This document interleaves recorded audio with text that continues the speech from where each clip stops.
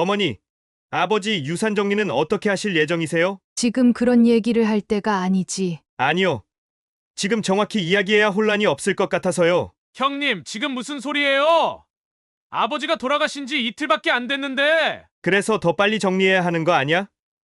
어차피 아버님이 생전에 말씀하셨잖아. 공방이랑 황토방 별장은 장남인 나에게 물려주신다고. 뭐라고요? 아버지가 그런 말씀을 하셨다고요? 당연하지. 엄마도 알고 있잖아. 아버님이 늘 전통을 중요시하셨고 장자 상속을 지지하셨어. 그만들 해. 아버지 장례식장에서 무슨 재산 타령이야. 형님, 정말 양심이 없네요. 아버지가 그런 말씀을 하셨다면 증거를 보여주세요. 무슨 증거가 필요해? 아버님이 여러 사람 앞에서 하신 말씀이야. 누구 앞에서요? 증인을 대보세요. 엄마가 증인이지. 그렇지 않아요. 어머니, 지금 이런 이야기를 하지 말자. 아니요. 지금 확실히 해야 해요. 형님, 솔직히 말해보세요. 원산지 속이고 음식 재활용하는 사람이 무슨 재산을 물려받겠다는 거예요? 이 자식이 지금 협박하는 거야? 사연을 듣고 난 후 각자의 의견을 댓글로 남겨주시기 바랍니다. 사소한 댓글이라도 사연자분에게 큰 힘이 될 수 있습니다. 각색될 수 있고 사연자분의 입장에서 구성될 수 있습니다. 경기도 파주시 조용한 시골 마을의 한 구석에 70대 이복선 여사님이 살고 있었습니다. 그녀는 작년에 남편을 잃고 혼자 남겨진 채 적막한 삶을 살고 있었습니다. 구슬공예 공방을 운영하던 남편은 갑작스러운 고혈당 쇼크로 세상을 떠났고 그녀에게는 두 아들만이 남았습니다. 이복선 여사님은 자주 창밖을 바라보며 한숨을 내쉬었습니다. 그녀의 두 아들, 42의 경호와 40의 준석은 모두 결혼도 하지 않고 자신들의 삶에만 집중하는 사람들이었습니다. 두 아들 모두 성격이 까다로워 그녀를 자주 속상하게 했습니다. 아들 둘을 낳았다고 좋아할 일이 아니었나 봐. 그녀는 오래된 앨범을 넘기며 중얼거렸습니다. 이복선 여사님의 눈에서 한 줄기 눈물이 흘러내렸습니다. 남편이 살아있을 때는 그래도 든든했는데 이제는 그 누구도 그녀의 마음을 이해해주지 못했습니다. 내 인생이 이렇게 될 줄 누가 알았겠어. 저녁이 되자 전화벨이 울렸습니다. 둘째 아들 준석이었습니다. 어머니, 약은 제때 드셨어요? 혈압은 어떠세요? 그냥 그렇지. 뭐, 내 형은 요즘 연락해? 형이요? 바쁘대요. 항상 그렇듯이. 이복선 여사님은 전화기를 꽉 쥐었습니다. 두 아들 사이의 관계가 좋지 않다는 것을 그녀는 잘 알고 있었습니다. 첫째 경호는 아구탕집을 차려 성공했지만 둘째 준석은 형을 시기하고 있었습니다. 준서가 이번 주말에 집에 좀 와. 할 얘기가 있어. 무슨 일 있으세요? 그냥 얼굴 보고 싶어서. 전화를 끊은 후 이복선 여사님은 벽에 걸린 가족 사진을 바라보았습니다. 그 사진에는 아직 행복했던 시절의 모습이 담겨 있었습니다. 남편과 두 아들이 환하게 웃고 있었습니다. 하지만 지금은 모든 것이 변했습니다. 그녀는 창가로 걸어가 바깥을 내다보았습니다. 어둠이 내려앉고 있었습니다. 마을의 불빛들이 하나둘 켜지기 시작했고 멀리서 개 짖는 소리가 들려왔습니다. 이복선 여사님은 작은 탁자 위에 놓인 약병을 집어들었습니다. 그녀도 남편처럼 혈압과 당뇨로 고생하고 있었습니다. 남편이 갑자기 떠난 이후로 그녀는 자신의 건강에 더 신경을 쓰게 되었습니다. 여보, 당신은 좋겠네. 이 두 아들 때문에 속 썩는 거 안 봐도 되니. 그녀는 남편의 사진을 바라보며 말했습니다. 내일은 첫째 아들 경호의 아구탕집에 가볼 생각이었습니다. 그가 어떻게 가게를 운영하는지, 정말 소문대로 성공했는지 직접 확인해보고 싶었습니다. 창밖으로 별이 하나둘 빛나기 시작했습니다. 이복선 여사님은 두 아들 사이의 갈등을 어떻게든 해결하고 싶었습니다. 남편이 떠난 지금 가족의 화합이 그 어느 때보다 중요했기 때문입니다. 경호는 지방의 한 4년제 대학을 졸업한 후 중소기업에 취직했습니다.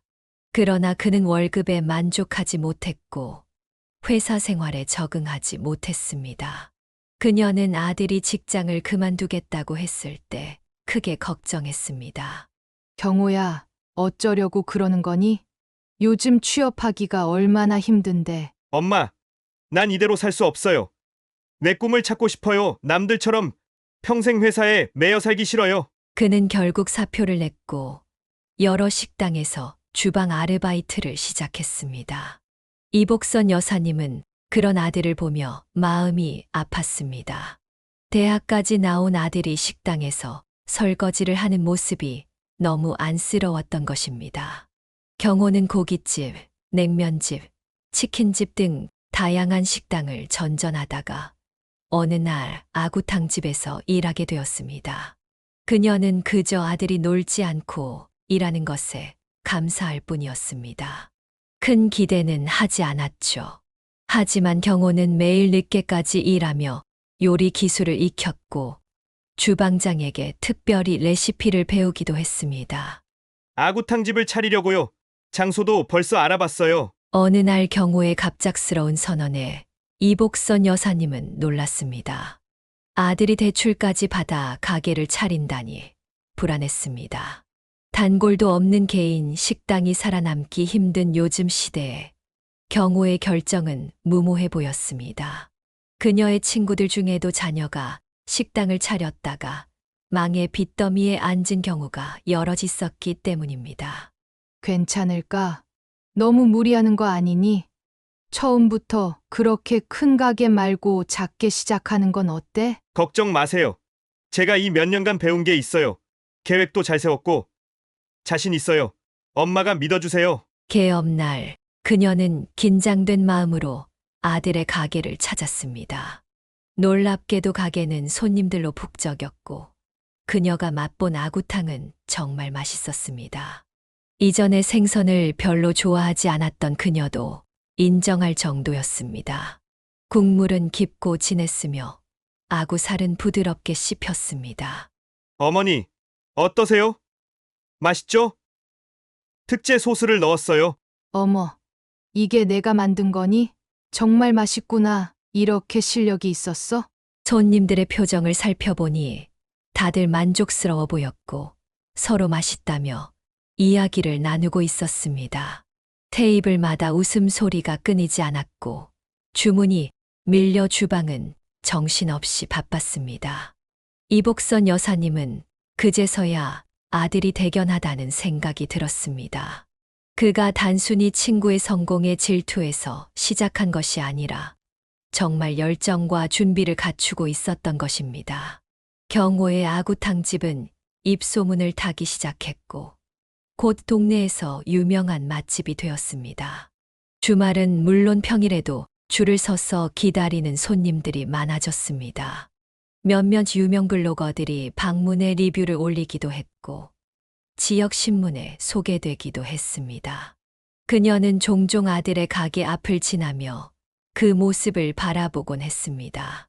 몇 년이 지나자 경호는 충분한 돈을 모아 새 집을 구입하고 독립했습니다. 그는 이제 고급 외제차를 타고 다니는 성공한 사업가가 되었습니다. 그녀는 아들의 성공이 자랑스러웠지만 한편으로는 경호가 점점 더 교만해지는 것 같아 걱정되었습니다. 가끔 집에 오면 동생 준석에게 월급을 비웃는 등 건방진 태도를 보였기 때문입니다. 경호야, 성공했다고 사람이 변하면 안 돼. 특히 동생에게 그러면 안 되지. 엄마, 난 그냥 내 노력의 결실을 즐기는 거예요. 열심히 했으니까요. 준석이도 노력하면 되는데 왜 계속 그 회사에만 매달려 있는지 모르겠어요. 동생 준석은 여전히 중소기업에 다니며 집에 살고 있었고 형의 성공이 눈에 가시처럼 보였습니다. 이복선 여사님은 두 아들 사이의 관계가 점점 멀어지는 것을 느꼈고 이것이 앞으로 큰 문제가 될 것이라고 예감했습니다. 준석은 지방의 2년제 전문대학을 졸업하고 작은 제조업체에 취직했습니다. 월급은 많지 않았지만 안정적인 직장이라는 생각에 만족하며 이복선 여사님의 집에서 함께 살고 있었습니다. 그러나 형 경호의 화려한 성공을 목격하면서 준석의 마음속에는 점차 어두운 그림자가 드리워지기 시작했습니다. 준석아, 요즘 왜 그렇게 표정이 어두워? 무슨 일 있니? 아니에요.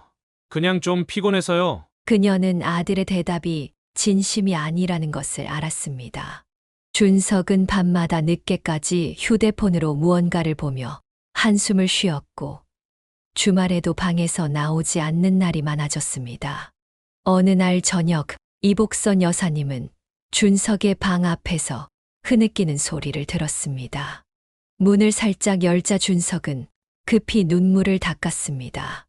왜 그러니? 무슨 일이라도 생겼어? 엄마, 나 이대로 살아도 괜찮은 걸까요? 나이만 먹고 제자리 걸음인 것 같아요. 준석은 마침내 속마음을 털어놓았습니다.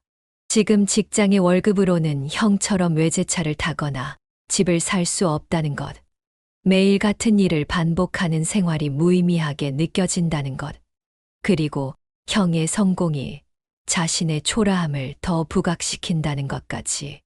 형은 한 달에 1,000만 원도 넘게 버는데 저는 평생 이렇게 살아야 하나 싶어요. 돈이 전부는 아니잖아. 너는 성실하고 착한 아들이야. 그래도 사람들은 다 형만 대단하다고 해요. 똑같은 부모 밑에서 왜 이렇게 차이가 날까? 그런 말 들을 때마다 가슴이 찢어져요. 이복선 여사님은 준석의 마음을 완전히 이해하진 못했습니다. 그녀는 자매들이 잘 되면 모두 축하해주는 성격이었기에 형제 간에 이런 경쟁심과 상대적 박탈감이 생기는 것이 이상했습니다. 그럼에도 불구하고 아들의 고통은 실제했고 그것을 무시할 수는 없었습니다. 더구나 경호가 가끔 집에 방문할 때면 상황은 더 악화되었습니다. 경호는 의도적으로 준석을 자극하는 말들을 했습니다. 야, 준석아, 요즘 월급 얼마 받아? 그 돈으로 뭘 할 수 있기는 해? 형, 제발 그런 얘기 좀 그만해. 아니, 궁금해서 그러지. 너 그러다 노후 대책은 어떻게 할 거야? 그 회사 언제까지 다닐 생각이야? 이복선 여사님은 이런 대화가 오갈 때마다 마음이 불편했습니다. 형이 동생을 배려하는 마음이 전혀 없이 자신의 성공만 과시하는 모습이 안타까웠습니다. 그녀는 경호가 집에 오는 날이면 마치 가시방석에 앉은 것처럼 불안했고 두 아들이 언젠가 심하게 다툴까봐 두려웠습니다. 경호야, 그런 말 하지 마. 내 동생 기분 상하잖아. 엄마, 현실을 알려주는 거예요. 준석이 자신을 돌아보게요. 준석의 우울함은 날이 갈수록 깊어졌습니다. 그는 더 이상 친구들을 만나지 않았고 식사량도 줄었습니다. 이복선 여사님은 최근 뉴스에서 본 청년 우울증과 자살 소식이 떠올라 마음이 무거웠습니다. 준석아, 우울증 아닐까? 병원에 한번 가보는 게 어떨까? 괜찮아요. 그냥 좀 생각할 게 많아서 그래요. 그녀는 두 아들 사이에서 어찌할 바를 몰랐습니다. 경호에게 충고해도 말을 듣지 않았고 준석을 위로해도 효과가 없었습니다. 이제 가족 식사도 거의 불가능해졌습니다. 경호는 바쁘다는 핑계로 오지 않았고 준석은 형이 오면 방에 틀어박혔기 때문입니다. 이복선 여사님은 매일 밤 남편의 사진을 보며 한숨을 쉬었습니다. 남편이 살아있었다면 이런 상황을 어떻게 해결했을까 상상했지만 답을 찾을 수 없었습니다. 그저 시간이 지나면 모든 것이 나아지길 바랄 뿐이었습니다. 어느 화창한 봄날 이복선 여사님이 설거지를 하고 있을 때 준석이 퇴근 시간보다 일찍 집에 들어왔습니다. 그의 표정은 평소와 달리 결연해 보였고 그녀는 직감적으로 무언가 중대한 일이 일어났음을 느꼈습니다. 어머니, 저 회사 그만뒀어요. 접시를 떨어뜨릴 뻔한 이복선 여사님은 깜짝 놀라 아들을 쳐다보았습니다. 뭐라고? 갑자기 무슨 소리야? 너 미쳤니? 더 이상 그 회사에서 시간 낭비하고 싶지 않아요. 저도 경호 형처럼 제 사업을 시작할 거예요. 이복선 여사님은 어안이 벙벙했습니다. 사표도 미리 상의 없이 내고 이제 와서 통보만 하다니. 더구나 준석이 하겠다는 사업이 다름 아닌 음식점 사업이라니 더욱 걱정되었습니다. 준서가 음식점이 얼마나 망하는지 알아? 성공하는 건 100에 하나도 안 돼. 형은 성공했잖아요. 저도 할 수 있어요. 형도 하는데 제가 왜 못해요? 더 이상 회사 다니면서 쥐꼬리 월급 받기 싫어요. 그래도 갑자기 그만두면 어떡해? 적어도 다른 직장이라도 알아보고. 이미 결정했어요. 내일부터 식당 주방 아르바이트 자리 알아볼 거예요. 이복선 여사님은 기가 막혔습니다. 이런 중요한 결정을 혼자 내리고 통보만 하다니.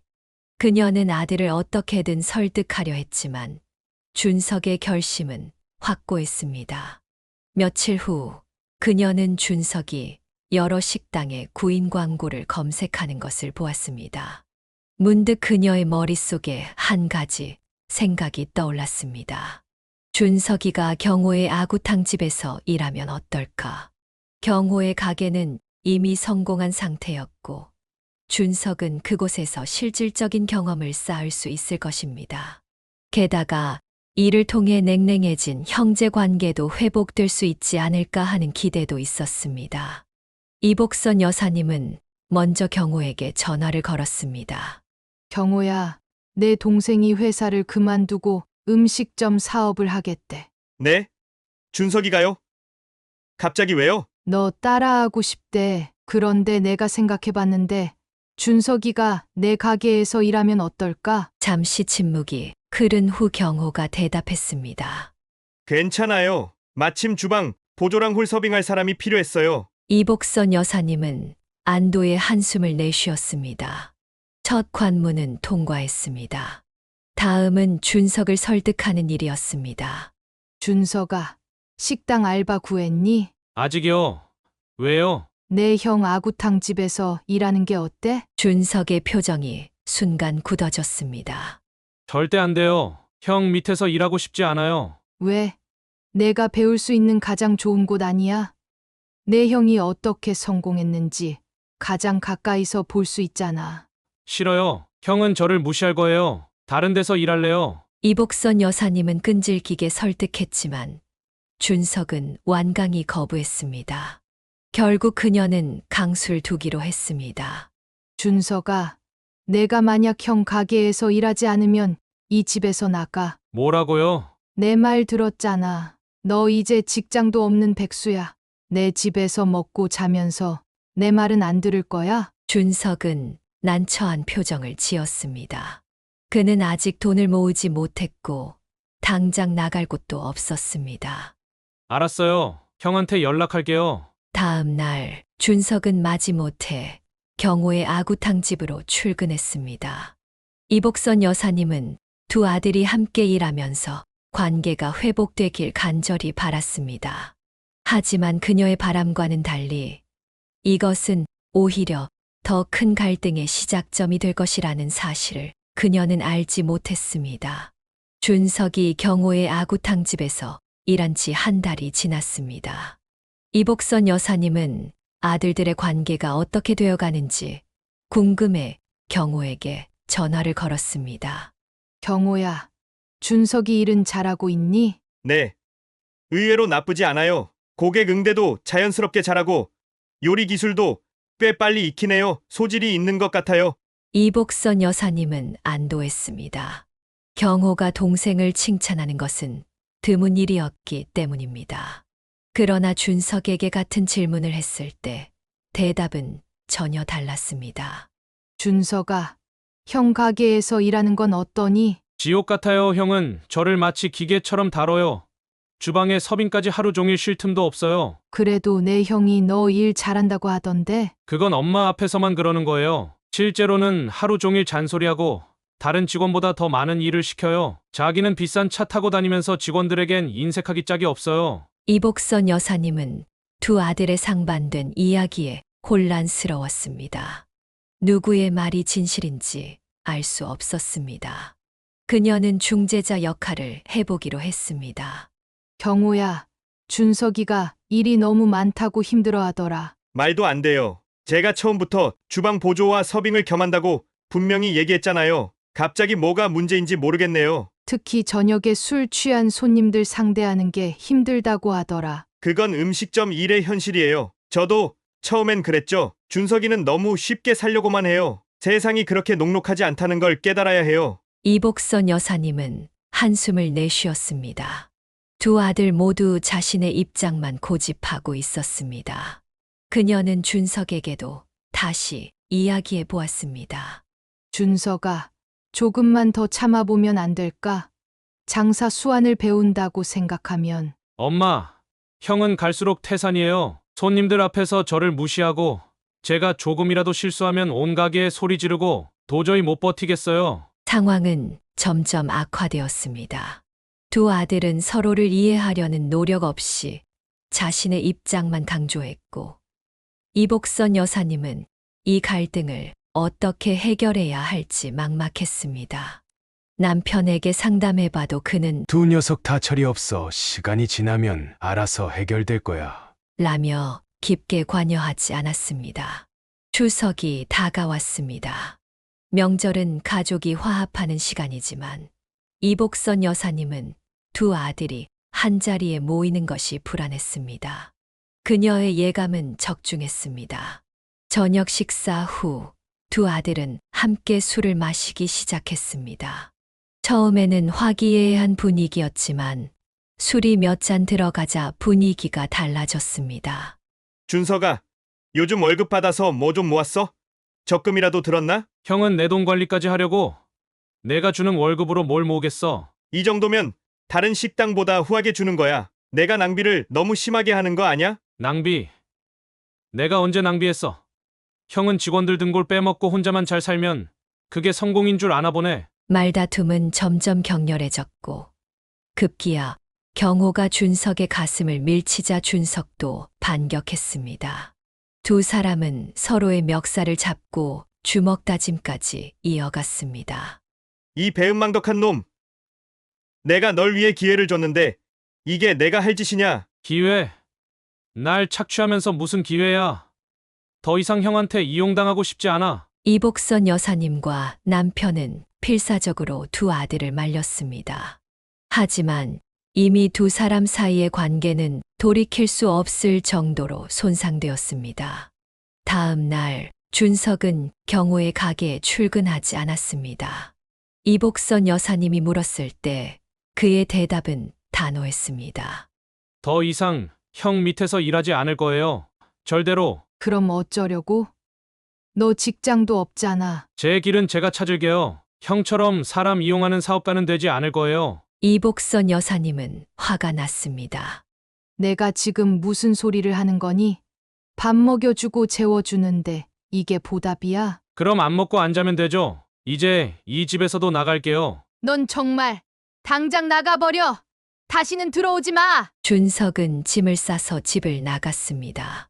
이복선 여사님은 아들이 정말 나갈 줄은 몰랐습니다.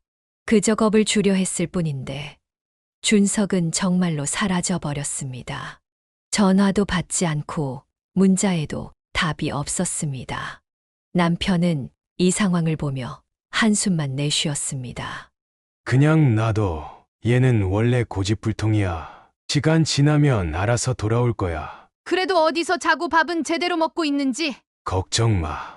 저 나이에 굶어 죽을 애가 어디 있어. 제 앞가림은 알아서 할 거야. 이복선 여사님은 남편의 무심한 태도가 섭섭했지만 한편으로는 그의 말이 맞을지도 모른다는 생각이 들었습니다. 그러나 매일 밤 준석이 돌아오길 기다리며 현관을 바라보는 자신을 발견하곤 했습니다. 준석이 집을 나간 지 한 달이 지났습니다. 이복선 여사님은 아들의 소식을 듣지 못해 매일 걱정하며 지냈습니다. 남편은 신경 쓰지 말라고 했지만 어머니의 마음은 그럴 수 없었습니다. 그녀는 자주 경호의 아구탕집에 들러 손님인 척 식사를 하며 경호의 안부를 살폈습니다.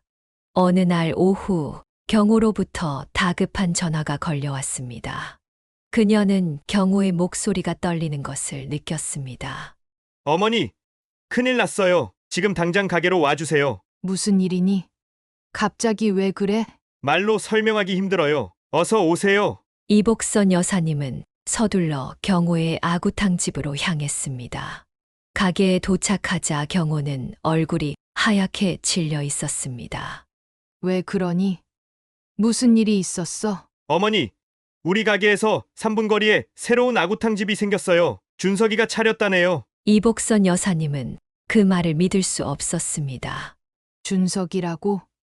그게 무슨 말이야? 오늘 단골 손님이 와서 알려줬어요. 3분 거리에 똑같은 메뉴, 똑같은 맛의 아구탕 집이 생겼다고요. 직원을 보냈더니 주인이 준석이더래요.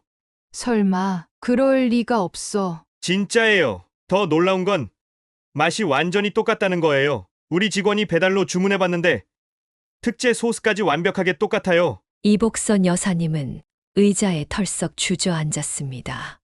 어떻게 준석이 그런 짓을 할 수 있는지 이해할 수 없었습니다. 그건 말도 안 돼. 준석이가 어떻게? 여기서 일할 때 제 레시피 노트를 훔쳐갔음이 틀림없어요. 내가 그렇게 믿고 가르쳐줬는데 이게 형제가 할 짓입니까? 이복선 여사님은 바로 준석의 가게로 향했습니다. 정말로 경호의 가게에서 걸어서 3분 거리에 참맛 아구탕이라는 간판을 단 가게가 있었습니다. 안으로 들어가자 준석이 주방에서 나오는 모습이 보였습니다. 준석은 놀란 표정을 지었지만 곧 담담한 얼굴로 바뀌었습니다. 어머니, 어떻게 오셨어요? 이게 무슨 짓이니? 어떻게 형의 레시피를 훔쳐서 똑같은 가게를 차릴 수 있어? 훔친 게 아니에요. 제가 거기서 일하면서 배운 거죠. 뭐 문제라도 있나요? 문제가 있냐고? 형제가 이렇게 배신하는 게 말이 되니? 배신이요? 형님은 저를 노예처럼 부려먹으면서 배신이 뭔지 알아요? 저는 그냥 제 인생을 살려고 하는 거예요. 이복선 여사님은 준석의 태도에 더욱 화가 났습니다. 이건 정말 선을 넘은 거야. 당장 가게 문 닫아. 못 닫아요. 여기 차리느라 은행에서 대출 받았어요. 문 닫으면 그 돈 어떻게 갚아요? 그건 내가 생각했어야지. 어떻게 형제끼리 이런 짓을 할 수 있니? 형님한테 전해주세요. 고소하고 싶으면 해보라고요. 근데 절대 못할 거려. 이복선 여사님은 준석의 당당한 태도에 의아했습니다. 무슨 소리야? 왜 고소를 못한다는 거지? 형님이 구린 짓을 많이 해서요. 저한테 약점 잡혔다고 말해주세요. 불인지. 그게 무슨... 궁금하시면 형님한테 직접 물어보세요. 형님은 절대 저를 고소 못해요. 왜냐하면 그러면 형님 비리도 다 드러날 테니까요. 이복선 여사님은 혼란스러웠습니다. 경호가 무슨 잘못을 저질렀다는 것인지 상상조차 할 수 없었습니다. 그녀는 급히 경호의 가게로 돌아갔습니다. 경호야, 준석이가 내가 무슨 구린 짓을 했다고 그러는데 그게 무슨 뜻이야? 경호의 표정이 순간 굳어졌습니다. 아, 그 자식이 그런 말까지 했어요? 뭔데? 내가 뭘 잘못했길래 준석이가 그런 말을 해? 아닙니다. 그냥 준석이가 저를 곤경에 빠뜨리려고 하는 거예요. 무시하세요. 아니, 뭔가 있는 것 같은데? 솔직하게 말해봐. 정말 아무것도 아니에요. 걱정하지 마세요. 이복선 여사님은 경호의 눈빛에서 무언가 숨기고 있다는 것을 느꼈습니다. 준석의 말이 사실일지도 모른다는 불안감이 그녀의 마음을 무겁게 했습니다. 그날 밤 그녀는 두 아들 사이에서 어떻게 해야 할지 고민하며 잠을 이루지 못했습니다. 남편은 그저 두 녀석 다 제 앞가림하게 냅둬라고 말했지만 그녀는 가족이 이렇게 분열되는 것을 그냥 볼 수 없었습니다. 이복선 여사님은 다시 준석의 가게로 찾아가기로 결심했습니다. 그녀는 경호가 어떤 잘못을 했는지, 그리고 왜 준석이 이런 극단적인 방법을 선택했는지 정확히 알고 싶었습니다. 가족의 치유는 진실에서부터 시작되어야 한다고 생각했기 때문입니다. 다음 날 아침 이복선 여사님은 준석의 가게로 다시 찾아갔습니다. 그녀는 밤새 잠을 설치며 고민했고 결국 경호가 어떤 짓을 했는지 직접 확인하기로 마음먹었습니다. 가게 문을 열고 들어서자 준석은 주방에서 아침 준비를 하고 있었습니다. 어머니, 이른 아침부터 무슨 일이세요? 준서가 어제 내가 말한 경우에 구린 짓이 뭐니? 솔직하게 말해봐. 준석은 잠시 망설이다가 주방 문을 닫고 이복선 여사님을 테이블로 안내했습니다. 사실 형님이 원산지를 속이고 있어요. 원산지를 속인다고? 그게 무슨 말이야? 형님은 아구를 국산이라고 표시하지만 실제로는 아니에요. 김치도 마찬가지고요. 원가를 줄이기 위해서죠. 이복선 여사님은 얼어붙은 듯 앉아 있었습니다. 준석은 계속해서 충격적인 사실들을 털어놓았습니다. 그뿐만이 아니에요. 손님들이 먹다 남긴 음식도 다시 사용해요. 특히 김치나 밑반찬 같은 건 씻어서 다시 내놓기도 하고요. 말도 안 돼. 그럴 리가 없어. 제가 거기서 일할 때 직접 봤어요. 처음에는 말리려고 했지만 형님은 제게 식당은 이렇게 운영하는 거야 라고 했어요. 이복선 여사님은 손으로 입을 가리며 충격에 빠졌습니다. 그녀는 뉴스에서 비양심적인 식당 주인들에 대한 기사를 종종 봤지만 자신의 아들이 그런 사람일 거라고는 상상도 못했습니다. 그래서 내가 따로 가게를 차린 거구나? 맞아요. 저는 형님처럼 하고 싶지 않았어요. 같은 레시피지만 정직하게 장사하고 싶었거든요. 왜 나한테 먼저 말하지 않았니? 말해도 믿으실 것 같지 않았어요. 엄마는 항상 형님 편이었으니까요. 이복선 여사님은 가슴이 무너지는 것 같았습니다. 그녀는 아들들 사이에서 공평하게 대하려고 노력했다고 생각했는데 준석의 눈에는 그렇지 않게 보였던 것입니다. 그래. 내가 확인해 볼게. 만약 내 말이 사실이라면 그녀는 말을 끝맺지 못하고 가게를 나섰습니다. 머릿속이 복잡했습니다. 경호가 정말 그런 짓을 했다면 그건 단순한 실수가 아닌 의도적인 기만이었습니다. 사람들의 건강을 위협할 수도 있는 행동이었습니다. 곧장 경호의 가게로 향했습니다. 아침 준비가 한창인 주방으로 들어서자 경호는 놀란 표정을 지었습니다. 어머니, 이렇게 일찍 오셨어요? 경호야, 솔직하게 말해. 너 원산지 속이고 있니? 경호의 얼굴이 창백해졌습니다. 그는 주변 직원들을 흘겨보더니 이복선 여사님을 사무실로 안내했습니다. 누가 그런 소리를 했어요? 준석이죠? 맞고 틀리고가 중요한 게 아니야. 사실이냐고 물었어. 경호는 한동안 침묵했다가 마지못해 입을 열었습니다.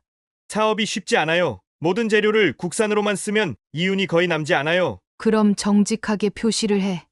수입산이라고. 손님들이 수입산이라고 하면 안 찾아요. 다들 국산만 원하죠. 하지만 가격은 싸게 먹으려고 해요. 이건 현실이에요.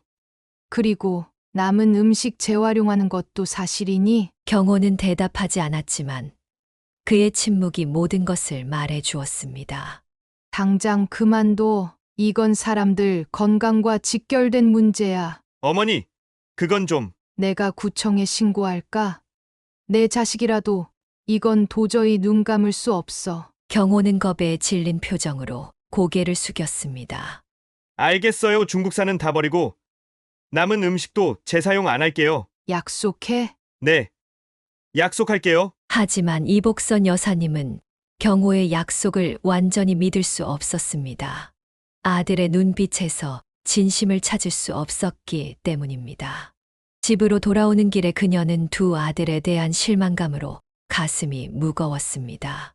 한 아들은 양심을 저버리고 장사를 하고 다른 아들은 형의 레시피를 훔쳐 경쟁 가게를 차렸습니다.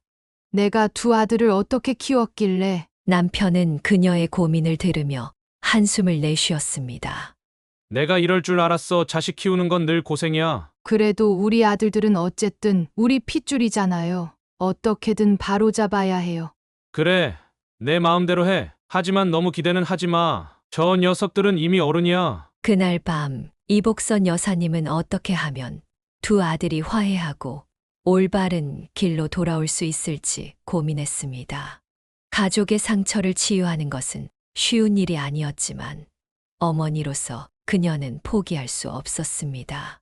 그로부터 며칠 후 이복선 여사님의 남편은 두 아들의 갈등을 더 이상 지켜볼 수 없다며 직접 나서겠다고 했습니다. 그는 평소 자식 문제에 크게 간섭하지 않는 스타일이었기에 이복선 여사님은 남편의 결정에 놀랐습니다. 여보, 내가 한번 아들들 만나볼게. 정말요? 당신이 해결해 줄 수 있을까요? 두고 봐. 내가 그래도 이 집안의 가장이야. 애들이 내 말은 듣겠지. 남편은 자신감 있게 말했지만 이복선 여사님은 두 아들의 완고한 성격을 알기에 그다지 기대하지 않았습니다. 그래도 남편이 적극적으로 나서는 모습에 희망을 품었습니다. 남편은 먼저 경호의 아구탕 집으로 향했습니다. 점심 장사가 한창일 때였지만 가게 주인인 아들을 불러내 단둘이 대화했습니다. 1시간 후 그는 준석의 가게로 갔습니다. 그곳에서도 오랜 시간 대화를 나눴습니다. 이복선 여사님은 남편이 어떤 말로 아들들을 설득했는지, 그리고 아들들의 반응은 어땠는지 궁금했습니다. 남편이 돌아오기만을 기다리며 집 안을 서성였습니다. 저녁 무렵 현관문이 열리고 남편이 들어왔습니다. 그의 표정만 봐도 상황이 좋지 않다는 것을 알 수 있었습니다. 얼굴은 붉게 상기되어 있었고 눈빛은 지쳐 보였습니다. 어떻게 됐어요? 애들이랑 잘 얘기했어요? 남편은 대답 없이 냉장고에서 소주 한 병을 꺼내 잔에 따랐습니다. 안주도 없이 소주를 한 잔 비웠습니다. 여보, 뭐 좀 드실래요? 안주라도 준비해 드릴게요. 됐어. 그냥 이대로 좋아? 남편은 또 한 잔을 비웠습니다. 그의 한숨 소리가 거실에 울려 퍼졌습니다. 도대체 무슨 일이 있었길래 그래요? 애들이 뭐라고 했어요? 말도 어마. 저 인간들은 구제불능이야. 구체적으로 뭐라고 했는데요? 경호는 자기가 한 짓을 전혀 잘못이라고 생각하지 않아. 다른 식당들도 다 그렇게 한다면서 오히려 나를 구시대적이라고 했어. 그랬어요? 어떻게 아버지한테? 준석이는 더 심해. 내가 가게에 들어가자마자 무슨 일로 오셨냐 하면서 불편한 기색을 내비쳤어. 내가 형과 화해하라고 하니까 형이 먼저 사과하면 생각해보겠다고 해. 이복선 여사님은 남편이 두 아들 모두에게 상처받았다는 것을 느꼈습니다. 항상 강인하고 권위적이었던 남편이 이렇게 무력해하는 모습은 처음이었습니다. 우리가 그 녀석들을 어떻게 키운 거야? 이게 다 내 탓인가? 여보, 자책하지 마세요. 아이들을 키우는 건 늘 어려운 일이에요. 아니야. 내가 일만 하느라 애들 교육에 신경을 안 썼어. 이제 와서 후회해도 소용없지만 남편은 소주를 계속 마셨습니다. 그의 눈가에 눈물이 맺히는 것 같았지만 이복선 여사님은 확신할 수 없었습니다. 남편이 울음을 보인 적은 거의 없었기 때문입니다. 갑자기 전화벨이 울렸습니다. 이복선 여사님이 받자 준석의 목소리가 들렸습니다. 어머니, 아버지 좀 말려주세요. 우리 가게에 와서 손님들 앞에서 소리 지르고 난리 쳤잖아요. 내 아버지가 그랬다고? 설마. 직원들이랑 손님들이 다 쳐다보는데 저보고 불효자라고 소리치셨어요. 정말 창피했다고요. 아니, 내 아버지가 그럴 리가. 다시는 우리 가게에 오지 말라고 전해주세요. 한 번만 더 오시면 경찰에 신고할 거예요. 이복선 여사님은 충격을 받았습니다. 준석의 말을 남편에게 전하자 남편은 분노했습니다. 뭐 내가 언제 소리를 질렀어? 손님들 앞에서 조용히 얘기했는데 저 녀석이 거짓말까지 해? 진정해요, 여보. 준석이가 오해했나 보죠. 오해가 아니야. 저 녀석은 이제 자기 마음대로 상황을 꾸미고 있어. 난 이제 저 녀석들을 자식이라고 생각하지 않을 거야. 여보, 그렇게 말하면 안 돼요. 아무리 그래도 우리 자식들인데. 자식. 부모를 이렇게 무시하는 놈들이 무슨 자식이야. 이복선 여사님은 남편의 말에 가슴이 아팠습니다. 한편으로는 그의 마음을 이해했지만 어머니로서 자식들을 포기할 수는 없었습니다. 하지만 이날 이후로 남편은 두 아들의 이름조차 입에 올리지 않았고 가족 사진에서 그들의 얼굴을 보는 것조차 피했습니다. 평화로운 월요일 아침 이복선 여사님이 남편을 깨우려 했을 때 그는 이미 차갑게 식어 있었습니다. 당뇨가 있었지만 늘 관리를 잘하던 남편이 갑작스럽게 고혈당 쇼크로 세상을 떠난 것입니다. 그녀는 그 자리에서 쓰러질 듯한 충격을 받았습니다. 여보 일어나요, 제발. 하지만 더 이상 대답은 없었습니다. 구급대원들이 도착했을 때는 이미 늦었고 의사는 고혈당 쇼크로 인한 사망이라고 선언했습니다. 이복선 여사님은 멍한 상태로 장례 절차를 밟았습니다. 현실감이 없었고 마치 꿈속을 걷는 것 같았습니다. 경호와 준석에게 소식이 전해졌고 두 아들은 오랜만에 함께 모였습니다. 서로를 마주하는 순간에도 냉랭한 기운이 감돌았지만 적어도 아버지의 죽음 앞에서는 예의를 지키는 듯 했습니다. 장례식장에는 많은 조문객이 찾아왔습니다. 남편은 구슬공예 공방을 오래 운영하며 지역 사회에서 존경받는 인물이었기 때문입니다. 이복선 여사님은 조문객들을 맞이하느라 정신이 없었지만 마음 한구석에서는 두 아들을 계속 지켜보고 있었습니다. 장례식 둘째 날 밤 조문객들이 모두 돌아간 후 세 사람은 조용히 식사를 했습니다. 무거운 침묵 속에서 경호가 먼저 입을 열었습니다. 어머니, 아버지 유산 정리는 어떻게 하실 예정이세요? 이복선 여사님은 놀랐습니다. 남편의 시신이 아직 따뜻한데 벌써 재산 이야기를 꺼내다니. 지금 그런 얘기를 할 때가 아니지. 아니요. 지금 정확히 이야기해야 혼란이 없을 것 같아서요. 준석이 갑자기 끼어들었습니다. 형님, 지금 무슨 소리예요? 아버지가 돌아가신 지 이틀밖에 안 됐는데. 그래서 더 빨리 정리해야 하는 거 아니야? 어차피 아버님이 생전에 말씀하셨잖아. 공방이랑 황토방 별장은 장남인 나에게 물려주신다고. 준석의 얼굴이 붉게 달아올랐습니다. 뭐라고요? 아버지가 그런 말씀을 하셨다고요? 당연하지. 엄마도 알고 있잖아. 아버님이 늘 전통을 중요시하셨고 장자 상속을 지지하셨어. 이복선 여사님은 두 아들 사이의 긴장감이 고조되는 것을 느꼈습니다. 남편이 평소 경호에게 재산을 물려주겠다고 말했던 것은 사실이었지만 이런 식으로 갈등이 표면화되는 것은 원치 않았습니다. 그만들 해.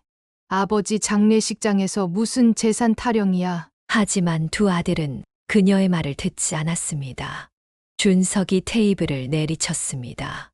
형님, 정말 양심이 없네요. 아버지가 그런 말씀을 하셨다면 증거를 보여주세요. 무슨 증거가 필요해? 아버님이 여러 사람 앞에서 하신 말씀이야. 누구 앞에서요? 증인을 대보세요. 엄마가 증인이지. 그렇지 않아요. 어머니, 두 아들의 시선이 이복선 여사님에게 꽂혔습니다. 그녀는 말문이 막혔습니다. 남편이 장남에게 재산을 물려주겠다고 여러 번 말했던 것은 사실이었지만 이런 상황에서 한쪽 편을 들고 싶지 않았습니다. 지금 이런 이야기를 하지 말자. 아니요. 지금 확실히 해야 해요. 준석이 고집을 부렸습니다.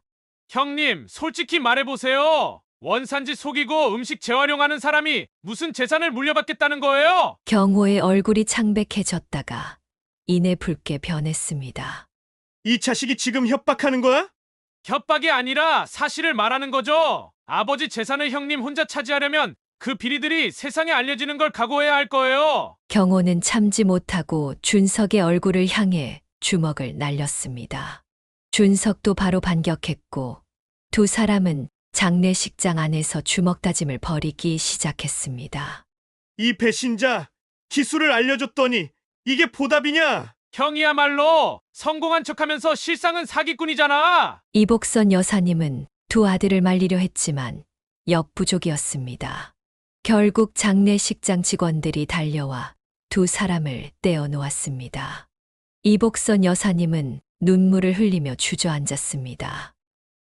너희들 아버지 장례식장에서 어떻게 그 순간 그녀는 두 아들을 바라보며 마음속으로 생각했습니다. 이건 사람 새끼들이 아니라 짐승 새끼들이다. 평생 자식을 위해 희생했던 그녀의 마음은 산산조각 났습니다. 장례식을 마치고 3일장을 치른 후 이복선 여사님은 집으로 돌아왔습니다. 빈 집안에 남편의 흔적이 여전히 생생했습니다. 책상 위에는 그가 마지막으로 읽던 신문이, 소파에는 그가 즐겨 입던 가디건이 그대로 놓여 있었습니다. 그녀는 모든 것이 꿈이길 바랐지만 현실은 냉혹했습니다. 일주일 후 이복선 여사님은 두 아들에게 연락해 집으로 오라고 했습니다. 남편의 유산 문제를 확실히 정리하기 위해서였습니다. 경호와 준석은 각자 다른 시간에 도착했습니다. 그들은 아직도 서로 마주치기를 꺼려했습니다. 이복선 여사님은 두 아들을 거실에 앉혀놓고 차분하게 말을 시작했습니다. 너희들에게 중요한 이야기가 있어서 불렀다. 두 아들은 긴장한 표정으로 그녀를 바라보았습니다. 아버지의 구슬 공방과 황토방 별장, 그리고 모든 재산은 내가 관리하겠어. 경호가 즉시 반발했습니다. 어머니, 그건 말이 안 돼요. 아버지께서 분명히 제게 물려주신다고 하셨잖아요. 맞아요. 제가 아버지 재산의 절반은 받아야 한다고 생각해요. 준석도 가세했습니다. 이복선 여사님은 두 아들의 말을 들으며 쓴웃음을 지었습니다. 너희들 정말 뻔뻔하구나. 아버지 장례식장에서 싸우더니 이제 와서 재산 타령이야? 그건 감정이 격해서 그랬어요. 경호가 변명했습니다. 죄송해요. 어머니 저희가 잘못했어요. 준석도 고개를 숙였습니다. 그러나 이복선 여사님의 결심은 확고했습니다. 그녀는 서랍에서 서류 봉투를 꺼내 테이블 위에 올려놓았습니다. 이게 뭐지? 경호가 물었습니다. 너희들이 각자 운영하는 식당의 비리 증거야. 경호 내 가게의 원산지 표시 위반과 음식 재활용 증거, 준석이 내 가게의 레시피 도용 증거 모두 여기 담겨 있어. 두 아들의 얼굴이 창백해졌습니다. 어머니, 그걸 어떻게? 경호가 말을 더듬었습니다. 2달 전부터 탐정을 고용했어. 너희들이 어떻게 장사하는지 모두 조사했지. 내가 바보인 줄 알았니? 어머니, 제발 그런 걸로 저희를 위협하지 마세요. 준석이 간청했습니다. 위협이 아니야. 경고야. 만약 너희들이 재산 문제로 나를 괴롭히면 이 모든 증거를 가지고 식약처와 인터넷 커뮤니티에 제보할 거야. 어머니, 두 아들이 동시에 외쳤습니다. 내 말 명심해. 나는 이제 자식이 없다고 생각할 거야. 너희는 네 아버지 장례식에서 주먹질한 순간부터 내 자식이 아니야. 어머니, 너무 심하세요. 저희가 잘못했다고요. 경호가 애원했습니다. 정말 죄송해요. 다시는 그러지 않을게요. 준석도 눈물을 글썽였습니다. 하지만 이복선 여사님의 마음은 돌처럼 굳어 있었습니다. 더 이상 내 앞에 나타나지 마. 문자도 전화도 필요 없어. 내겐 이제 자식이 없어. 너희같이 인간의 탈을 쓴 짐승과는 더 이상 관계를 맺고 싶지 않아. 두 아들은 충격에 빠진 채 집을 나갔습니다. 그 후로도 그들은 문자와 전화를 보내왔지만 이복선 여사님은 단 한 번도 답장하지 않았습니다. 재산 문제에 대해서도 더 이상 언급하지 않았습니다. 이복선 여사님의 단호한 태도에 두 아들은 결국 포기한 듯 했습니다. 시간이 흘러 봄이 왔습니다. 이복선 여사님은 남편의 구슬 공방을 팔고 황토방 별장도 처분했습니다. 그 돈으로 작은 카페를 차렸습니다.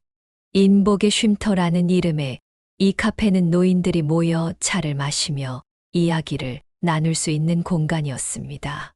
이복선 씨, 이런 좋은 곳을 만들어 주셔서 감사해요. 단골 손님인 김 할머니가 말했습니다. 아니에요. 제가 오히려 즐거워요. 이렇게 마음 맞는 분들과 시간을 보낼 수 있어서 행복해요. 이복선 여사님은 진심으로 웃었습니다.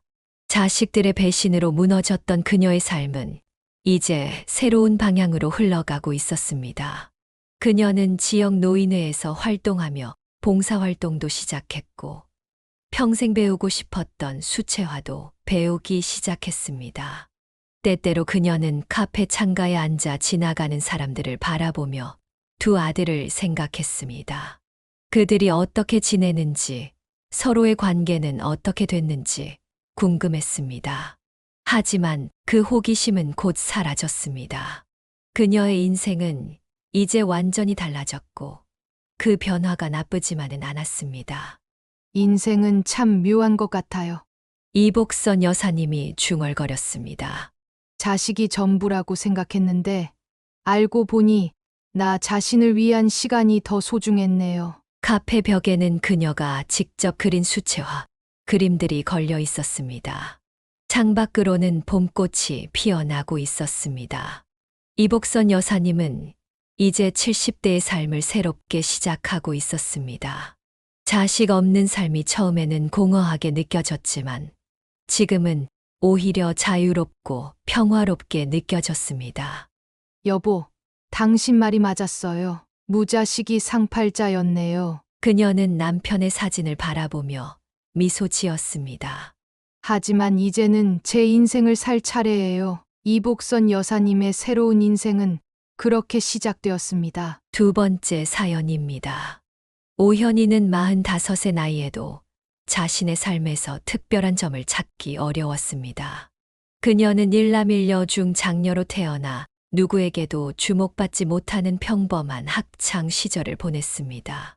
성적은 늘 중상위권을 맴돌았고 특출난 재능이나 눈에 띄는 개성도 없었습니다. 현이야, 이번에 받아쓰기 100점 맞았네. 우리 딸 정말 잘했어. 엄마의 칭찬을 받았던 초등학교 3학년 때의 일이 그녀의 기억 속에서 가장 빛나는 순간이었습니다. 하지만 그 기쁨도 잠시 다음 시험에서는 다시 몇 개를 틀리고 말았습니다. 선생님, 또 틀렸어요. 지난번엔 100점 맞았는데. 괜찮아. 현이야, 누구나 실수는 할 수 있는 거야. 다음에 더 잘하면 되지. 학교에는 항상 눈에 띄는 아이들이 있었습니다. 발표만 하면 선생님께 칭찬받는 아이, 운동장에서는 늘 독보적인 존재감을 드러내는 아이, 모두의 시선을 받을 만큼 예쁜 아이, 공부를 특출나게 잘하는 아이. 오현이는 그 어디에도 속하지 않았습니다. 그저 무리 없이 어울리는 평범한 학생일 뿐이었습니다. 대학 생활도 마찬가지였습니다. 그녀는 그리 유명하지도 그렇다고 전혀 듣도 보도 못한 것도 아닌 대학에 진학했습니다. 친구들과 소소하게 어울리며 지냈지만 가슴 아릴 정도로 진한 연애를 해본 적도 없었고 무언가에 치열하게 도전해본 경험도 없었습니다. 현이야, 너 진짜 평범하게 사는 것 같다. 뭔가 특별한 추억 같은 건 없어? 글쎄, 그런 거 깊이 생각해 본 적이 없네. 그냥 평범하게 살았지. 사회생활도 다르지 않았습니다. 오현이는 입사 당시 치열한 경쟁을 뚫지도 않았고 그저 평범한 기업의 평범한 부서에 배치되어 적당히 성실하게 업무를 수행했습니다. 일 처리가 특별히 빠르지도 않았지만 심각한 실수를 저지르지도 않았습니다. 퇴근 후에는 대부분 집에서 드라마를 보거나 간단한 취미 활동으로 시간을 보냈습니다. 주변 사람들은 종종 그녀에게 물었습니다. 현희 씨는 정말 평탄하게 살아오셨네요. 비결이 뭐예요? 그럴 때마다 그녀는 그저 미소를 지을 뿐이었습니다. 비결이라고 할 것도 없었으니까요. 그저 그녀는 평범함 속에서 자신만의 작은 행복을 찾으며 살아왔을 뿐입니다. 오현이는 30을 넘기면서 자신과 연애의 궁합이 좋지 않다는 사실을 점차 깨닫게 되었습니다. 그녀는 몇 번의 연애를 시도했지만 결과는 늘 비슷했습니다. 관계의 시작은 달콤했으나 시간이 흐르면서 그 설렘은 어색함과 피로감으로 변해갔습니다. 그녀의 마지막 연애는 대학 동창회에서 제외한 남자와의 관계였습니다. 초반에는 모든 것이 좋았습니다. 함께 웃고 이야기를 나누는 시간들이 즐거웠습니다. 하지만 얼마 지나지 않아 문제가 시작되었습니다. 어느 일요일, 오현이는 일주일간의 야근으로 너무 지쳐 있었습니다. 그녀는 휴대폰을 무음으로 바꾸고 하루 종일 잠만 잤습니다. 저녁이 되어 휴대폰을 확인했을 때 그녀는 놀랐습니다. 부재중 전화가 15통, 메시지는 30개가 넘었습니다. 무슨 일이야? 왜 연락이 안 돼? 걱정했잖아. 그녀의 남자친구는 화가 나 있었습니다. 오현이는 상황을 설명하려 했지만 대화는 곧 격한 싸움으로 번졌습니다. 나 그냥 너무 피곤해서 잤을 뿐이야. 미리 말하지 못한 건 미안해. 하루 종일 자고 있었다고? 그게 말이 돼? 내가 나를 얼마나 걱정시켰는지 알아? 그 사건 이후로도 비슷한 갈등이 반복되었습니다. 오현이는 연인이 자신에게 거는 기대와 요구가 부담스럽게 느껴졌습니다. 기념일을 챙기고 서프라이즈를 준비하고 하루 종일 연락을 주고받는 것이 그녀에게는 자연스럽지 않았습니다.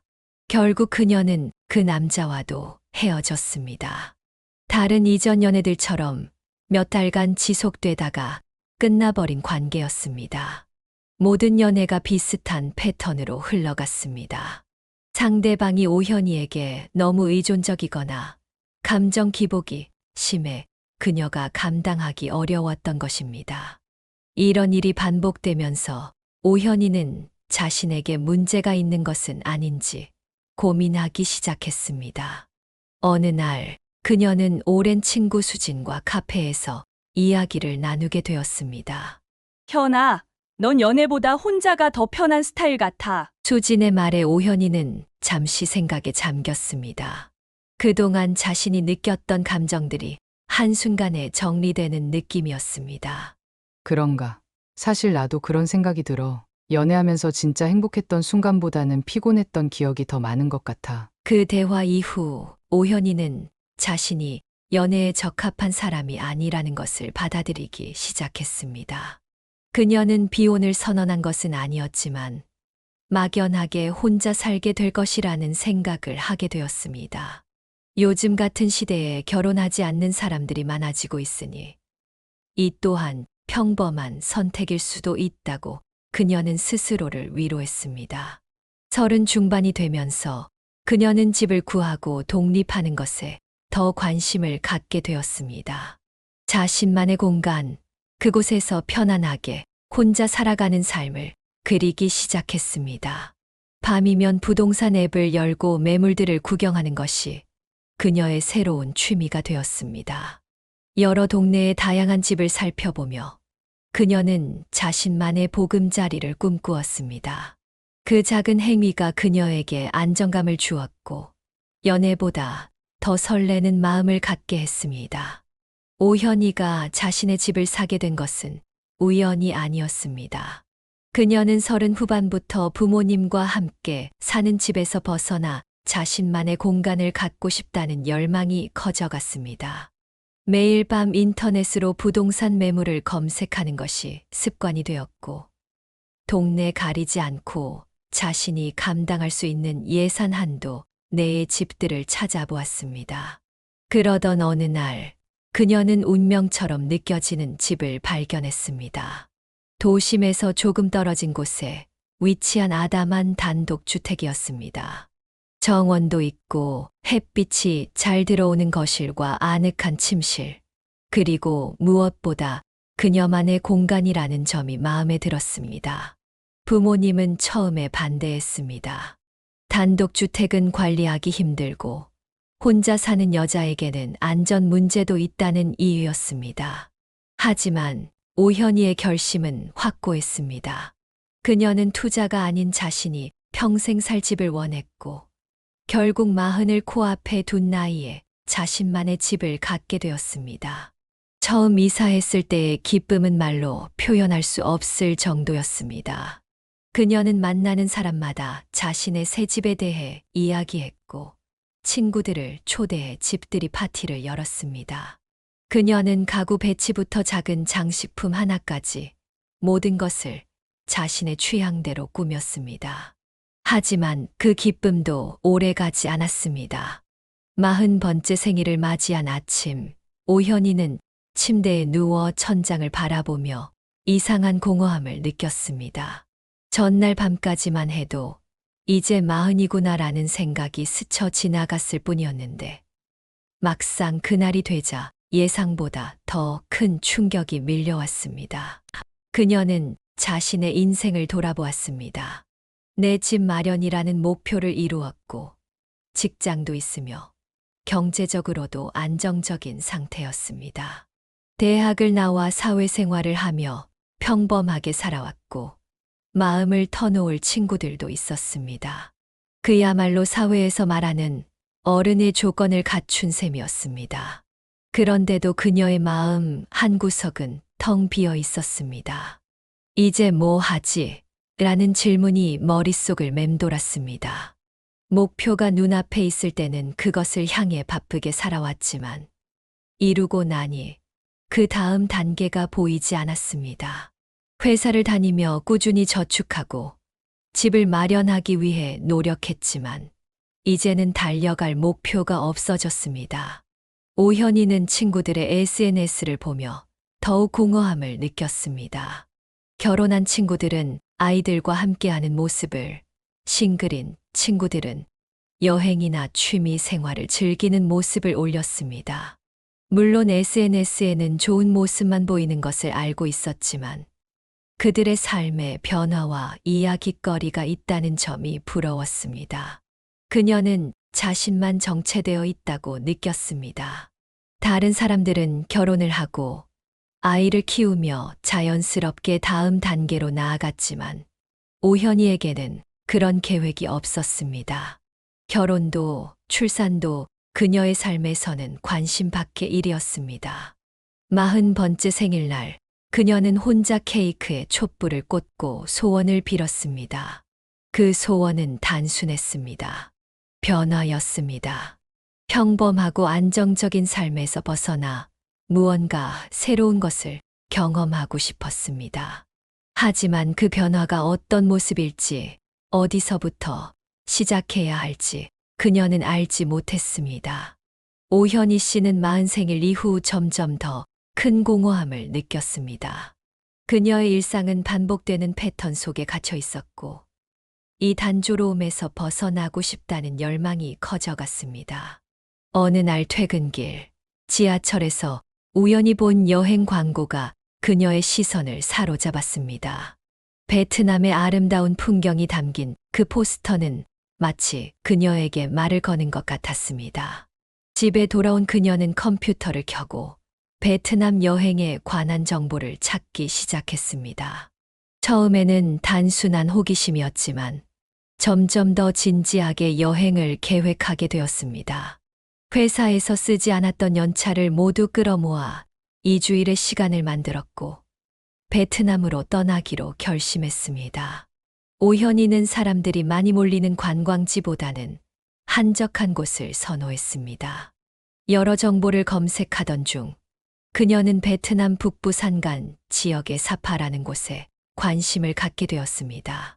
산과 계단식 논이 아름답게 펼쳐진 이 마을은 관광객들에게도 알려져 있었지만 성수기가 아니라면 비교적 조용하게 시간을 보낼 수 있을 것 같았습니다. 그렇게 오현이는 생애 첫 장기 해외여행을 떠났습니다. 하노이에서 하룻밤을 보낸 후 버스를 타고 구불구불한 산길을 달려 사파에 도착했습니다. 마을에 도착하자마자 그녀는 이곳을 선택한 것이 옳았다고 느꼈습니다. 안개에 쌓인 산들과 푸른 계단식 논, 다양한 소수 민족들의 화려한 전통 의상이 그녀의 마음을 사로잡았습니다. 사파에 도착한 지 사흘째 되는 날, 오현이는 현지인들이 많이 찾는 한적한 식당을 발견했습니다. 관광객용 메뉴판도 없는 이 소박한 가정식 식당에서 그녀는 혼자 저녁을 먹고 있었습니다. 갓 지은 밥과 향긋한 베트남 요리를 맛보며 여유로운 시간을 즐기고 있을 때였습니다. 문이 열리면서 한 남자가 들어왔습니다. 그 남자의 모습은 주변 환경과는 너무나 동떨어져 보였습니다. 어깨까지 내려오는 긴 머리카락과 짙은 수염, 그리고 팔뚝에는 커다란 문신이 새겨져 있었습니다. 그의 복장 역시 평범하지 않았습니다. 이국적인 분위기 속에서도 그 남자는 유난히 이질적인 존재처럼 보였습니다. 처음에 오현이는 그가 한국인이라고 생각하지 못했습니다. 외모나 분위기가 전형적인 한국 남자와는 거리가 멀었기 때문입니다. 그 남자는 자리에 앉자마자 주인에게 능숙한 베트남어로 무언가를 주문했습니다. 몇 분 후 음식을 받은 남자가 무심코 한 말이 오현이의 귀에 들렸습니다. 와, 이거 정말 맛있겠네. 순수한 한국어였습니다. 오현이는 저도 모르게 눈이 커졌고 반가움에 말을 걸었습니다. 혹시 한국 분이세요? 남자는 놀란 듯 그녀를 바라보았습니다. 네, 한국 사람입니다. 이런 곳에서 한국분을 만날 줄은 몰랐네요. 자연스러운 대화가 이어졌고 남자는 자신을 이나모라고 소개했습니다. 그는 자연스럽게 악수를 청하며 친근한 미소를 지었습니다. 오현이는 처음에 느꼈던 이질감이 금세 호기심으로 바뀌는 것을 느꼈습니다. 이나모는 오현이가 지금까지 만나본 어떤 사람과도 달랐습니다. 그는 여행을 휴가가 아닌 일상으로 여기는 자유로운 영혼의 소유자였습니다. 그들은 자연스럽게 합석하여 대화를 이어갔고 오현이는 나모의 이야기에 점점 더 빠져들었습니다. 머리카락이 길고 수염도 기르셨네요. 올해 여행 중이신가 봐요. 오연이가 호기심에 물었습니다. 남호는 미소를 지으며 고개를 저었습니다. 여행은 저에게 이제 일상이에요. 머리카락은 원래 기르는 편이고 수염은 글쎄요. 면도가 귀찮아서 며칠 안 했더니 괜찮아 보여서 그냥 기르게 됐죠. 오현이의 시선은 자연스럽게 나무의 팔뚝에 새겨진 커다란 문신으로 향했습니다. 그것은 놀라울 정도로 사실적인 여성의 얼굴이었습니다. 마치 살아있는 사람이 그의 피부 위에 머물고 있는 것 같았습니다. 그 문신, 특별한 의미가 있는 건가요? 이 질문에 많은 사람들이 궁금해했을 것이라는 듯 나모는 태연하게 대답했습니다. 이건 제 어머니예요. 한창 젊고 예쁘셨을 때 모습이죠. 오현이는 놀라움을 감추지 못했습니다. 대부분 연인이나 자신을 표현하는 문신을 새기는데 어머니의 젊은 시절 모습을 팔에 새긴다는 것이 너무 특별하게 느껴졌습니다. 남호는 자신이 오래 여행을 다니다 보니 이렇게라도 어머니를 가까이 두고 싶었다고 설명했습니다. 그 순간 오현이는 자신이 이 남자에게 이상하게 끌리고 있다는 것을 느꼈습니다. 그는 그녀와는 완전히 다른 세계를 살아가는 사람이었습니다. 평범함과는 거리가 먼 자유롭고 개성 넘치는 삶을 살고 있었죠. 대화가 깊어질수록 오현이는 나무의 이야기에 더욱 빠져들었습니다. 그가 가본 낯선 나라들, 만난 다양한 사람들, 그리고 그 과정에서 얻은 삶의 통찰력까지 그의 모든 이야기가 새롭고 신선했습니다. 그날 밤 식사를 마치고 헤어질 때쯤 나모가 조심스럽게 제안했습니다. 내일 트레킹을 가려고 하는데 함께 하실래요? 오현이는 잠시 망설였습니다. 낯선 남자와 하루를 보낸다는 것이 위험할 수도 있다는 생각이 들었지만 동시에 그녀의 마음 한 구석에서는 모험을 원하는 목소리가 들렸습니다. 결국 그녀는 동의했고 다음 날 아침 그들은 함께 트레킹을 떠났습니다. 그 이후로 오현이는 남은 여행 일정을 모두 수정했습니다. 그녀는 나모와 함께 현지인들만 아는 숨겨진 장소들을 방문했고 관광객들은 거의 가지 않는 마을들도 둘러보았습니다. 매일 새로운 모험과 발견의 연속이었습니다. 귀국일이 다가오자 오현이는 이 여행이 끝나는 것이 너무 아쉬웠습니다. 하지만 어쩔 수 없었습니다. 그녀는 돌아가야 했고 남호는 아직 여행을 계속할 예정이었습니다. 언제 한국에 돌아오실 예정이에요? 떠나기 전날 밤 오현이가 물었습니다. 한 달 정도 후에요. 그때 서울에서 만날 수 있을까요? 그렇게 그들은 한국에서 다시 만나기로 약속했습니다. 한 달 후 서울의 한 카페에서 재회한 그들은 여행지에서보다 더 깊은 대화를 나누었습니다. 오현이는 한국에서 만난 나모가 더 좋았습니다. 여행지에서의 특별한 순간들은 현실로 돌아오면 그 느낌이 사라진다고들 하지만 그녀에게는 정반대였습니다. 오현이는 자신과 너무나 다른 삶을 살아온 이 남자에게 깊은 감정을 느꼈습니다. 그것은 단순한 호감을 넘어서는 것이었습니다. 그녀의 마음속에는 이전에 느껴보지 못한 강렬한 감정이 자리 잡고 있었습니다. 오현이와 나모의 관계는 자연스럽게 연애로 발전했습니다. 그들은 서로의 다름을 인정하고 존중하며 시간을 보냈습니다. 남호가 여행을 떠날 때면 오현이는 그를 기다렸고 한국에 있을 때는 가능한 많은 시간을 함께 보냈습니다. 그렇게 6개월이 흘렀습니다. 어느 날 오현이는 자신이 남호와의 미래를 진지하게 생각하고 있다는 사실을 깨달았습니다.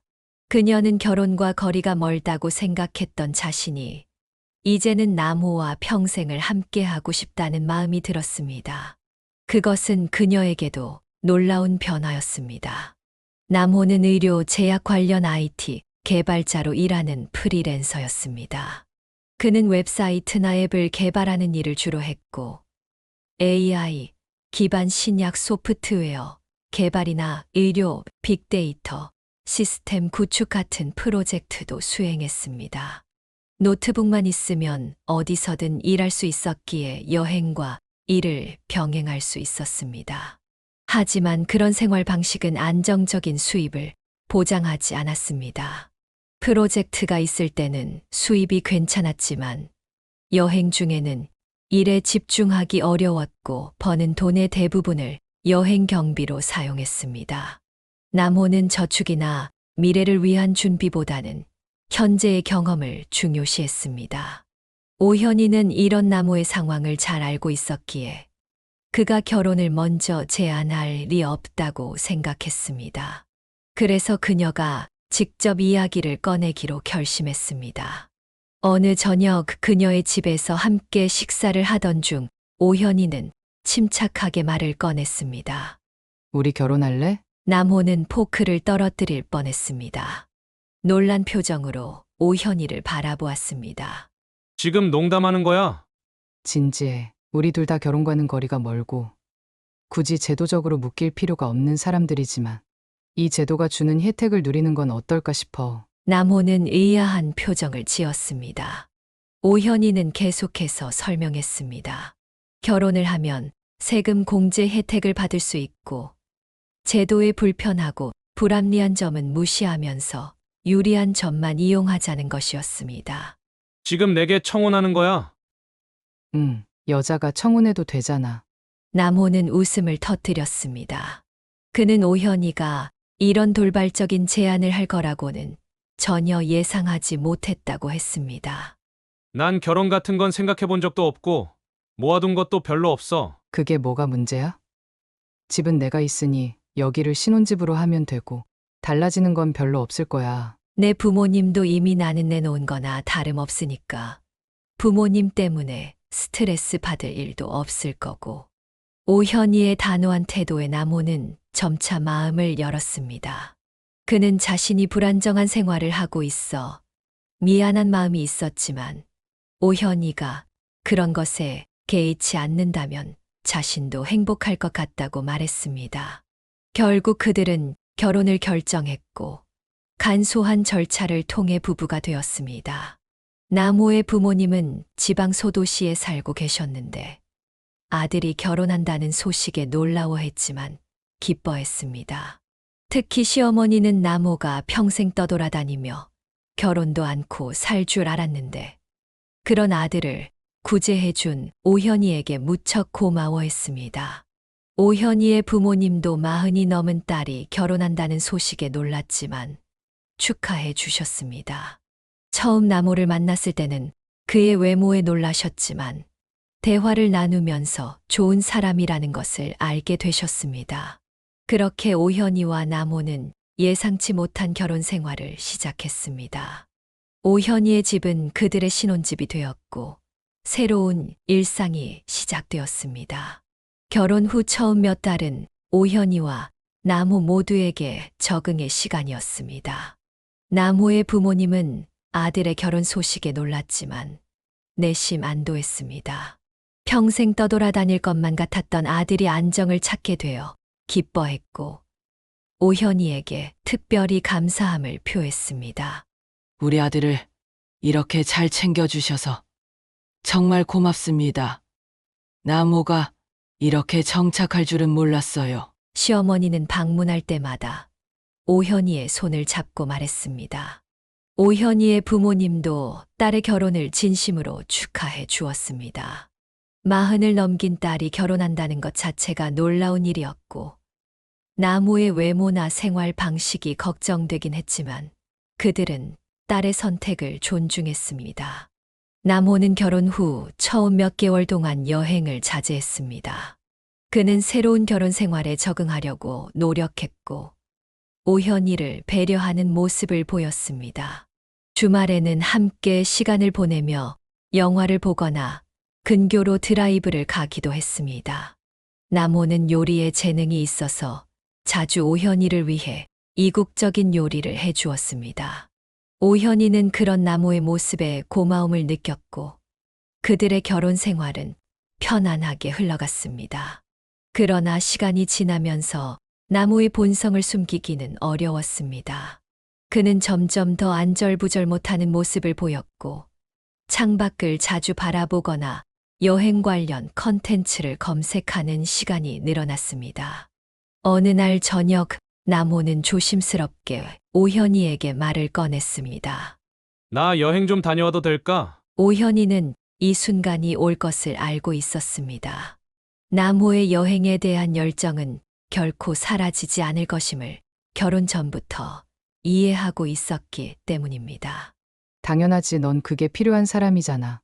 남호는 오현이의 이해심에 깊은 고마움을 표현했습니다. 그는 전처럼 몇 달씩 떠나지는 않을 것이며 짧은 여행으로 조절하겠다고 약속했습니다. 오현이는 그의 약속에 신뢰를 보냈고 남호가 가끔 여행을 떠나는 생활 방식을 받아들였습니다. 남호가 여행을 떠날 때면 오현이는 자신만의 시간을 가졌습니다. 그녀는 원래 식물을 키우는 것을 좋아했기 때문에 마당 한 구석에 작은 화단을 만들기로 했습니다. 그녀는 다양한 종류의 꽃과 허브를 심었고 매일 정성껏 물을 주고 가꾸었습니다. 그러나 이상하게도 그녀가 심은 식물들은 하나둘씩 시들어갔습니다. 오현이는 화분을 잘 키우던 경험이 있었기 때문에 이해할 수 없었습니다. 그녀는 흙의 상태를 확인하고 비료도 적절히 주었으며 햇빛 양도 조절했지만 모든 노력이 무위로 돌아갔습니다.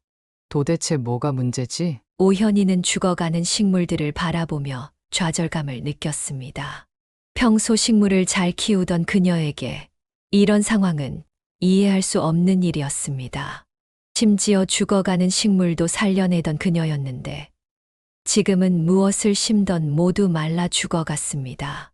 오현이는 마당의 흙이 문제인지 아니면 자신의 손이 갑자기 검은 손이 되었는지 의아해했습니다. 남호가 두 번째 여행에서 돌아왔을 때 오현이는 그에게 화단의 상황을 털어놓았습니다. 남호는 잠시 생각에 잠기더니 이상한 말을 했습니다. 지하방 할머니 때문 아닐까? 지하방 할머니?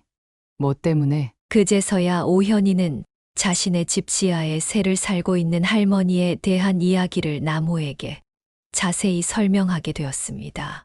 오현이의 집은 독특한 구조를 갖고 있었습니다. 본체와 분리된 지하 공간이 있었는데 이곳은 아예 독립된 생활이 가능하도록 설계되어 있었습니다. 작은 주방과 방, 화장실까지 갖춰져 있어 한 사람이 살기에 부족함이 없었습니다. 오현이는 이 공간을 새놓기로 결정했고, 그곳에는 현재 70대 초반의 할머니가 살고 있었습니다.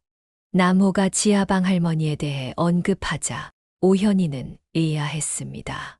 할머니와 화단이 무슨 관련이 있다는 것인지 이해할 수 없었습니다.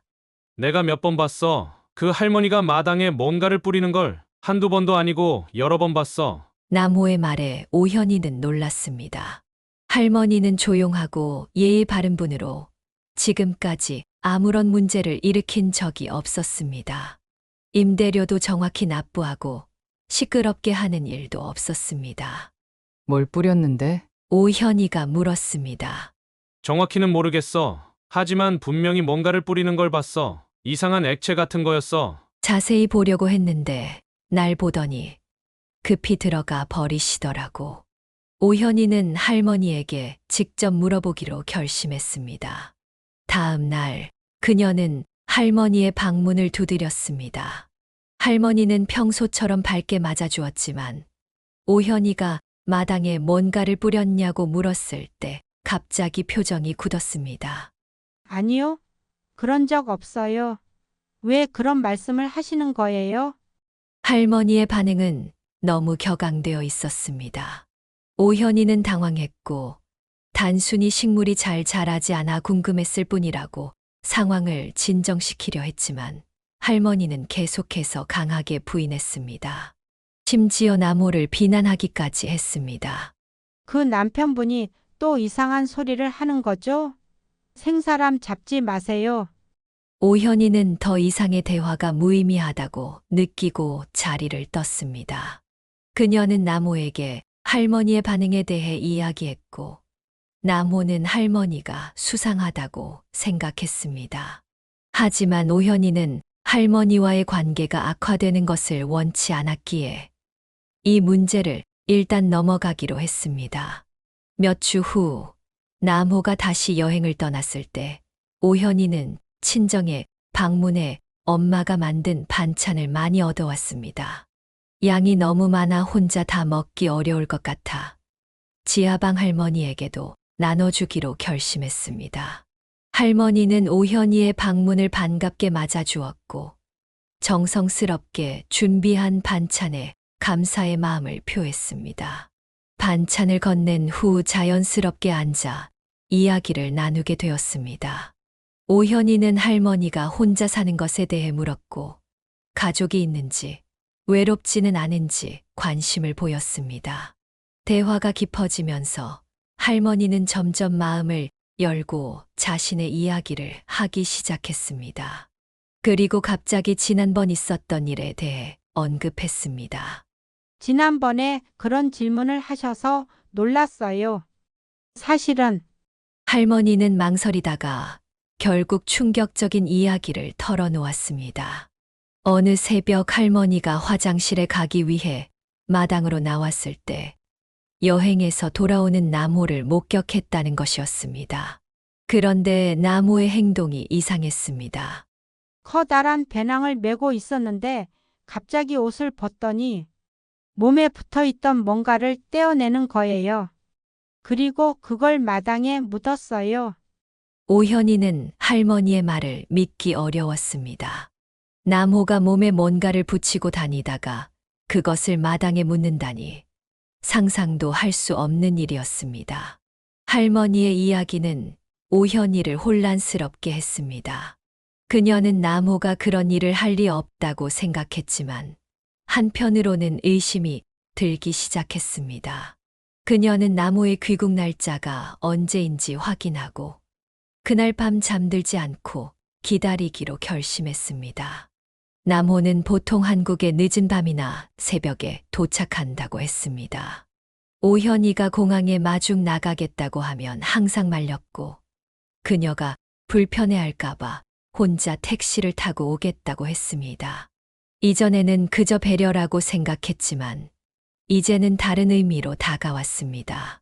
오현이는 그날 밤 커피를 마시며 잠들지 않았습니다. 거실 불은 꺼두고 창문 옆에서 마당을 내다볼 수 있는 위치에 자리를 잡았습니다.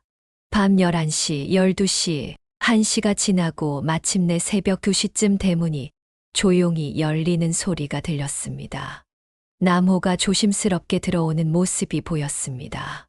그는 평소와 같이 큰 배낭을 메고 있었고 지친 표정이었습니다. 오현이는 숨을 죽이고 지켜보았습니다. 남호는 마당 한가운데 배낭을 내려놓고 주변을 살폈습니다. 아무도 없다고 확신한 후 그는 옷을 벗기 시작했습니다. 할머니의 말처럼 남호는 몸에 뭔가를 붙이고 있었습니다. 작은 주머니 같은 것들이 그의 가슴과 허리, 다리에 테이프로 붙어 있었습니다. 그는 조심스럽게 그것들을 떼어내고 있었습니다. 오현이는 더 이상 참을 수 없었습니다. 그녀는 마당 전등을 켜고 남호에게 달려갔습니다. 뭐 하는 거야? 그게 다 뭐야? 남호는 깜짝 놀라 뒤를 돌아보았습니다. 그의 얼굴은 창백했습니다. 자기, 아직 안 잤어? 깜짝 놀랐네, 미안해. 조용히 들어오려고 했는데. 오현이는 남호가 숨기려는 물건에 시선을 고정했습니다. 그녀는 빠르게 다가가 남호가 손에 들고 있던 작은 주머니 하나를 낚아챘습니다. 남호의 목소리가 갑자기 낮아졌습니다. 그거 내려놔. 그 순간 오현이는 남호가 완전히 다른 사람이 된 것 같다고 느꼈습니다. 그의 얼굴, 목소리, 모든 것이 낯설었습니다. 오현이는 떨리는 손으로 주머니를 열어보았습니다. 안에는 정체불명의 알약들이 가득했습니다. 이게 뭐야?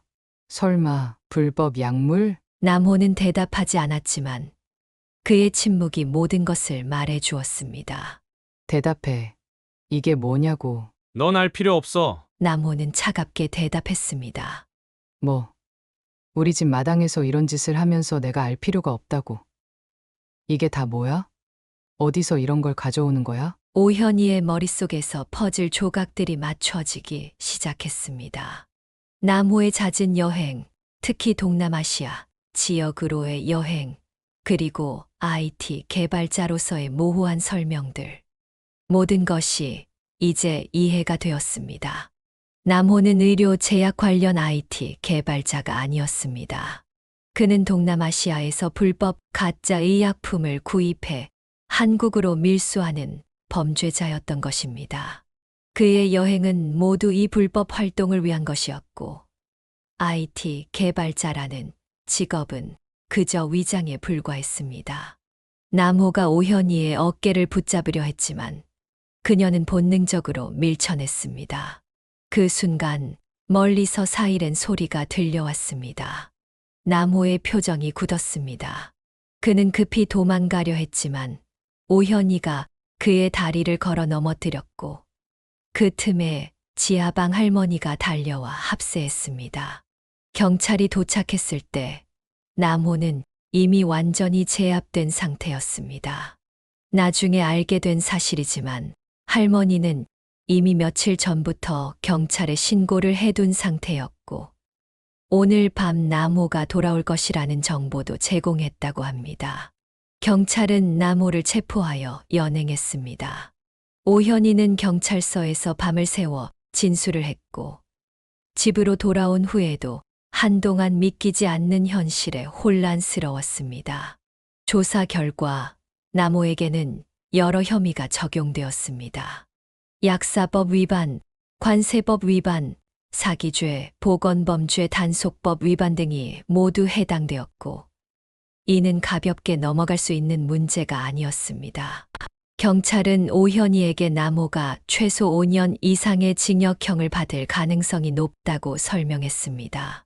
더욱이 그가 유통한 가짜 약물로 인해 심각한 부작용이나 사망 사례가 발견될 경우 더 무거운 형벌을 받을 수도 있다고 했습니다. 인터폴과의 공조 수사도 진행된다는 이야기를 들으며 오현이는 남호의 범죄가 얼마나 심각한지 깨달았습니다. 남호의 부모님은 아들의 체포 소식을 듣고 서울로 올라왔습니다. 그들은 처음에는 상황을 이해하지 못했고 오히려 오현이를 원망했습니다. 우리 아들을 어떻게 이렇게 만들 수가 있어요? 경찰에 신고를 하다니 오현이는 시부모님의 반응에 당황했지만 냉정하게 대응했습니다. 자신이 나모를 범죄자로 만든 것이 아니라 그가 스스로 선택한 길이라는 것을 명확히 했습니다. 다행히 지하방 할머니가 나서서 상황을 설명해 주었고 시부모님도 점차 현실을 받아들이기 시작했습니다. 지금 옥바라지 걱정을 해야지 며느리한테 화낼 시간이 어딨어요? 할머니의 차분한 말에 시부모님은 더 이상 오현이를 탓하지 않았습니다. 오현이는 구치소에 있는 나모를 면회했습니다. 그는 초라한 모습으로 그녀 앞에 앉아 있었습니다. 눈물을 흘리며 용서를 구했지만 오현이의 마음은 이미 굳어져 있었습니다. 한 번만 기회를 줘. 다시는 그런 짓 안 할게. 정말 미쳤었나 봐. 하지만 오현이는 냉정하게 대답했습니다. 그녀는 더 이상 나모에게 어떤 감정도 느끼지 않았습니다. 한때 사랑했던 사람이었지만 이제는 그저 낯선 범죄자일 뿐이었습니다. 그녀는 이혼을 결심했고 나모의 간절한 요청에도 불구하고 마음을 바꾸지 않았습니다.